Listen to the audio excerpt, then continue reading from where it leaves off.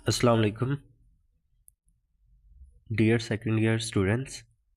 उम्मीद है आप लोग खैरियत से होंगे और अच्छे से अपनी स्टडी कर रहे होंगे। तो आज का जो हमारा टॉपिक है चैप्टर नंबर 16 का, उसका नेम है एसी थ्रू एन इंडक्टर।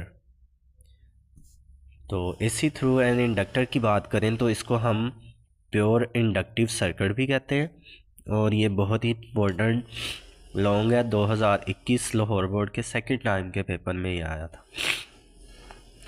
तो जैसा कि मैंने अभी बोला, इसको हम प्योर इंडक्टिव सर्किट भी कहते हैं। प्योर इंडक्टिव सर्किट क्यों कहते हैं? क्योंकि अगर हम सर्किट डायग्राम देखें तो हमने क्या किया होता है, एक अल्टरनेटिंग सोर्स के साथ सीरीज़ में एक इंडक्टर लगाया होता है। इंडक्टर क्या होता है हम ऑलरेडी चैप्टर नंबर 15 में जान चुके हैं, लेकिन दोबारा से एक दफ़ा आप लोगों के लिए डिफाइन है। It is usually in the form of a solenoid. Inductor भी क्या होता है, एक सोलिनॉइड की फॉर्म में ही होता है। Wound from a thick copper wire. एक इंसुलेटर लेते हैं, इंसुलेटिंग कंडक्टर, उसके ऊपर हम एक कॉपर की थिक वायर की वाउंडिंग कर देते हैं, तो ये क्या बन जाता है, इंडक्टर। तो उधर मैंने बताया था हम एक कॉइल को ही इंडक्टर कहते हैं या उसी को ही हम सोलिनॉइड कहते हैं, और आगे जाके हम पढ़ेंगे इसी को हम चोक कहते हैं। अब क्योंकि ये एक कॉपर की थिक वायर होती है, तो थिक वायर का मतलब क्या है, क्रॉस सेक्शनल एरिया ज़्यादा है। तो हमने चैप्टर नंबर 13 में पढ़ा था resistivity and it's dependence upon temperature, topic 13.5। जो रेजिस्टेंस है वो क्रॉस सेक्शनल एरिया के इन्वर्सली प्रोपोर्शनल है। तो यहाँ पे क्योंकि थिक कॉपर की वायर है, एरिया ज़्यादा होने से इसकी रेजिस्टेंस होगी कम। तो जब रेजिस्टेंस कम होगी तो इसकी जो इंडक्टेंस की वैल्यू है वो बहुत अच्छी आएगी। तो जैसा कि हमने पढ़ा था, जो कैपेसिटर है वो क्या करता है, एनर्जी को स्टोर करता है in the form of electric field. और हमने इंडक्टर के केस में पढ़ा था, इंडक्टर एक ऐसी डिवाइस है जो कि एनर्जी को स्टोर करता है in the form of magnetic field. Inductor stores energy in the form of magnetic field. और हमने ये भी पढ़ा था इंडक्टर क्या है, बेसिकली ये सेल्फ इंडक्शन है। तो इसमें हमने ये सीखा था inductor opposes a change in current. Means जब करंट अपनी ज़ीरो वैल्यू से मैक्सिमम हो रहा होता है तो ये रजिस्टर के तौर पर बिहेव करता है, मींस उसको कम करने की कोशिश करता है।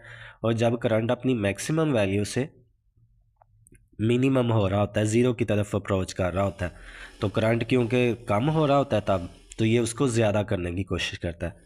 और ऐसा कैसे कर लेता है, हमने चैप्टर नंबर 15 में पढ़ा था energy stored in an inductor, topic 15.7 में, कि ये एक एनर्जी स्टोरिंग डिवाइस है जो इसने रजिस्टर के तौर पर बिहेव करते हुए एनर्जी को स्टोर किया होता है। तो जब हम एक सर्किट से, जैसे ये वाली बैटरी लगी हुई है, बैटरी के साथ हमने एक इंडक्टर लगाया, हम इंडक्टर के साथ जब इस डीसी बैटरी को लगाते हैं तो क्या होता है, इंडक्टर रेजिस्टर बिहेवियर शो करते हुए कुछ ना कुछ एनर्जी को स्टोर कर लेता है। और जैसे ही हम इस बैटरी को रिमूव कर देते हैं तो करंट क्योंकि कम हो रहा होता है तो ये उसको ज़्यादा रखने की कोशिश करता है। मींस कुछ इंस्टेंट्स के लिए वही स्टोर किए हुए करंट को, एनर्जी को यूटिलाइज कर लेता है। और ये कोई लंबे अरसे के लिए नहीं होता, ये भी मैंने आप लोगों को बता दिया था। तो अच्छा, अब यहाँ पे क्या है, जब हम क्या करते हैं, इस बैटरी को रिमूव भी कर देते हैं, मींस वोल्टेज ज़ीरो भी हो जाता है, लेकिन करंट फिर भी अपनी मैक्सिमम वैल्यू पे होता है। ऐसा क्यों है? क्योंकि इंडक्टर एक एनर्जी स्टोरिंग डिवाइस है।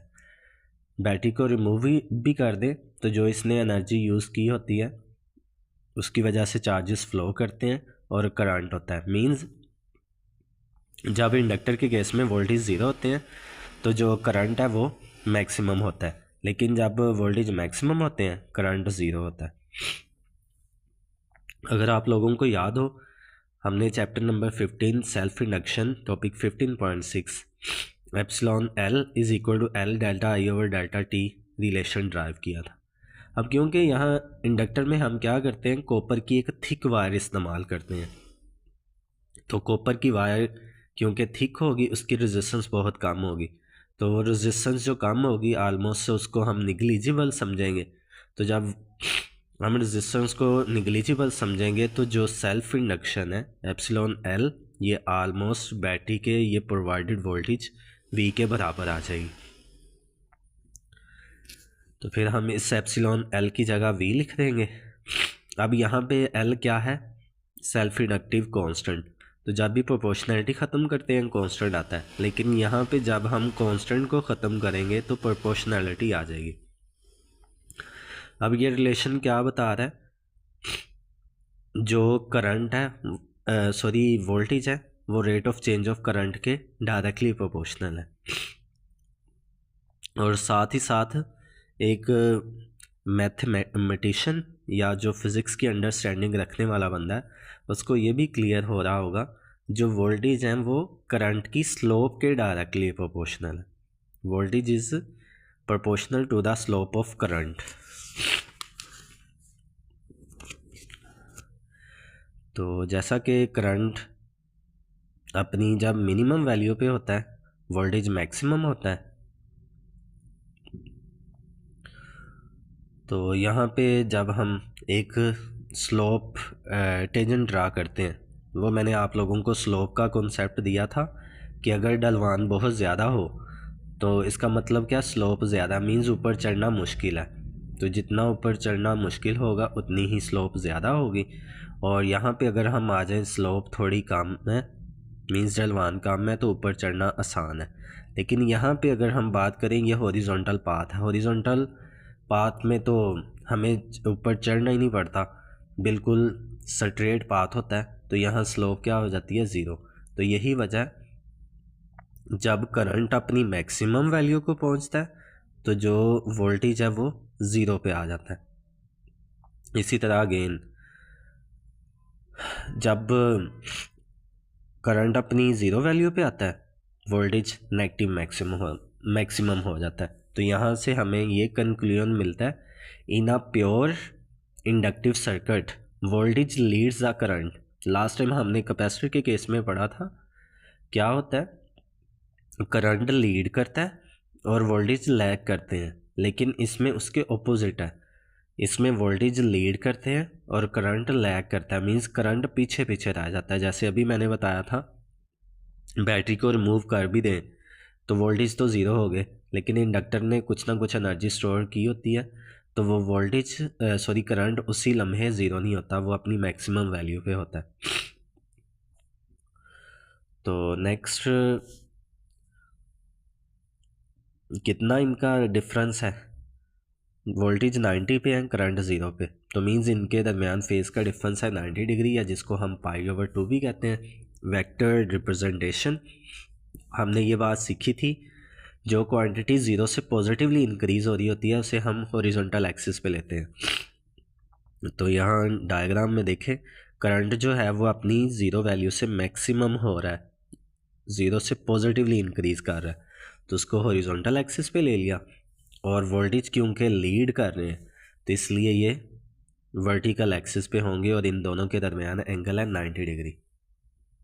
तो जिस तरह हमने पढ़ा था एक रजिस्टर की भी कुछ ना कुछ रेजिस्टेंस होती है और कैपेसिटर भी, चाहे वो एनर्जी स्टोरिंग डिवाइस भी है लेकिन फिर भी उसकी कुछ ना कुछ रेजिस्टेंस होगी।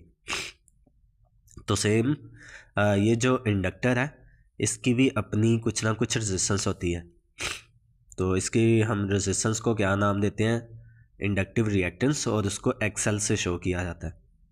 It is the opposition offered by an inductor to the flow of AC, means alternating current के रास्ते में जो इंडक्टर रुकावट बनता है उसको हम नाम देते हैं इंडक्टिव रिएक्टेंस। तो V = IR होता है अकॉर्डिंग टू ओहम्स लॉ। हम यहाँ पे वोल्टेज करंट की RMS वैल्यू यूज़ करते हैं, तो VRMS = IRMS। R रेजिस्टेंस है, इंडक्टर के केस में इस रेजिस्टेंस को हम XL कहेंगे, इंडक्टिव रिएक्टेंस। तो इसकी वैल्यू निकालने के लिए IRMS इधर मल्टीप्लाई हो रहा था, दूसरी साइड पे जाके VRMS पे हो गया डिवाइड। आगे जो इंडक्टर की रिएक्टेंस है एक्सएल, वो एंगुलर वेलोसिटी ओमेगा और इंडक्टिव कांस्टेंट के डायरेक्टली प्रोपोर्शनल होती है। और हमें ये भी पता है जो ओमेगा है वो 2 पाई एफ के इक्वल होता है। यहाँ पे 2 पाई भी कांस्टेंट, सेल्फ इंडक्टिव कांस्टेंट वो तो पहले से ही कांस्टेंट है। तो इट मीन्स जो इंडक्टर की रिएक्टेंस है वो सोर्स की फ्रीक्वेंसी के डायरेक्टली प्रोपोर्शनल है। मीन्स अगर सोर्स की पोलैरिटी कम चेंज हो रही होगी तो इंडक्टर कम रिएक्टेंस शो करेगा, और अगर सोर्स की पोलैरिटी ज़्यादा चेंज हो रही होगी तो इंडक्टर क्या करेगा, ज़्यादा रिएक्टेंस ऑफर करेगा। तो ये हमारा टॉपिक हो गया energy stored AC through an inductor. Last पे एक छोटा सा सब टॉपिक है जो कि शॉर्ट आंसर के तौर पर आता है। सब टॉपिक नहीं है, टॉपिक ही है 16.6 के नाम से।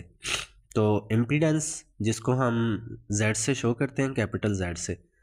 अब ये जो इम्पीडेंस है ये भी रेजिस्टेंस है, लेकिन कब ये रेजिस्टेंस है, जब हम किसी AC सर्किट के अंदर क्या करते हैं, रेजिस्टर, कैपेसिटर, इंडक्टर, इन तीनों की कंबाइंड रेजिस्टेंस लेते हैं। उन तमाम का कंबाइंड इफेक्ट जो होता है उसको हम इम्पीडेंस का नाम देते हैं। The combined opposition offered by the flow of all resistance and reactance to AC means किसी भी करंट के फ्लो में तमाम जो रेजिस्टेंस या तमाम रिएक्टेंसेस आती हैं उनके कंबाइंड इफेक्ट को हम क्या नाम देते हैं, इम्पीडेंस। तो V = IR होता है। R क्या है, एक रेजिस्टेंस है, इसको रिप्लेस कर देंगे हम इम्पीडेंस Z से, क्योंकि ये भी एक रेजिस्टेंस है। तो हम क्योंकि यहाँ RMS वैल्यू लेते हैं तो ये जो I है दूसरी साइड पे जाके डिवाइड होगा, Z = VRMS/IRMS आ जाएगा।